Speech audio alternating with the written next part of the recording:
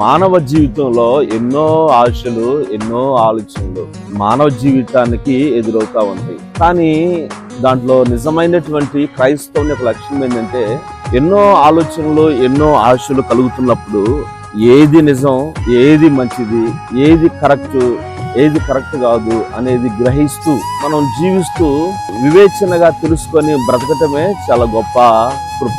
ఎందుకంటే మానవ జీవితంలో క్రైస్తవుడు ఇలా తెలుసుకోలేకపోతే చాలా దుర్భరమైన జీవితానికి గురవుతాం.